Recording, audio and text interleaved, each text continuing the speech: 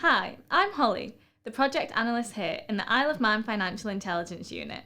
Today I'm going to be speaking to you about our recently published review on the issue of money laundering the proceeds from bribery and corruption, committed both locally and internationally. Corruption is a predicate offence that can affect a range of financial sectors. It is the abuse of entrusted power by an organisation for private gain, financial or otherwise. Bribery is a financial or other advantage offered, promised or given, as in the Bribery Act 2013, in order to influence the judgment or conduct of a person in a position of trust or to reward the improper performance of a function or activity. Let's look at some of the red flag indicators and examples of disclosures received by the FIU associated with these two predicate offences. Red flag indicators are the external signs of irregularity or wrongdoing that brings to light the methods and techniques used by criminals to launder money. Although many red flags will be general indicators of money laundering rather than a sign of a specific predicate offence, there are some signs which may indicate the proceeds of bribery or corruption. In this video, we'll look at two such scenarios. Scenario 1. The bank received an application for a transactional bank account from a foreign national. We'll call him Mr. A. Mr. A stated that he was a director, 35% owner, and employee of a company based in a country scoring low on the Transparency International Corruption Perceptions Index. During the bank's onboarding checks, adverse media on the company was identified. The company had been named in the USA Securities and Exchange Commission order, the SEC order. The SEC order stated that the company had paid bribes to both government and privately owned entities to obtain sales. This was subsequently disclosed to the FIU as declined business. In this scenario, the red flags were the country scoring low on the Perceptions Index, the adverse media, and the SEC order. Scenario 2. A trust company had been providing services to a client since 2005. In 2007, source of wealth and funds were discussed with a client following a purchase of a multi-million-pound property. Following a leak of documents which subsequently appeared on the ICIJ website, the institution initiated a review of the client's activities and circumstances and became suspicious that the source of funds for the property transaction may have been from corrupt offences. In this scenario, continued monitoring of clients was shown to be beneficial as the red flags, which were raised following leaked documents, resulted in the disclosure to the FIU. A list of red flag indicators and some more examples are available to read in the full review linked below or available on our website. The Isle of Man, as a responsible international finance centre, must be guarded against vulnerability to abuse by those seeking to launder the proceeds of bribery and corruption.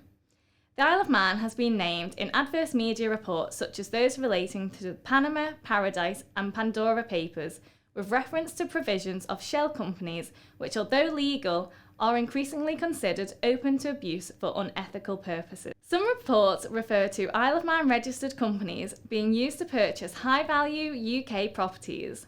A report published by the Transparency International in 2015 stated that the Isle of Man companies owned 8.5% of London's property titles, and the Isle of Man incorporated companies were disproportionately represented in criminal cases of grand corruption in the UK. The report asserted that this was due to the Isle of Man's register of beneficial ownership not being accessible to the public. There is increasing international recognition of the need for accessible information on beneficial ownership, particularly in international finance centres. The Isle of Man has responded accordingly and made a public commitment to deliver a public register of beneficial ownership of companies by 2023. Another vulnerability that has been identified from disclosures is financial institutions potentially assisting in concealment or layering of funds. This has been identified in the scenarios in a number of different ways. Financial institutions can mitigate this by ensuring that during onboarding of clients, reviews and receiving funds, that all relevant customer due diligence, CDD, or enhanced due diligence, EDD, is received and analysed, in particular with regards to source of wealth and funds. This will allow institutions to identify whether a client is high or low risk, which will enable them to allocate the appropriate type and frequency of CDD reviews. Some financial institutions achieve greater security by using a screening system that runs daily searches for matches of adverse media against their clients. The sector submitting the most disclosures in relation to bribery and corruption is banks and building societies. The country which is the subject of the largest number of these disclosures is Brazil. This is probably due to the number of reports associated with the widely reported Petrobras money laundering and corruption investigation, also known as the car wash investigation. As seen in Scenario 1, the Isle of Man FIU occasionally receives disclosures in relation to declined business when a potential new client approaches a financial institution but is discovered to be the subject of adverse media.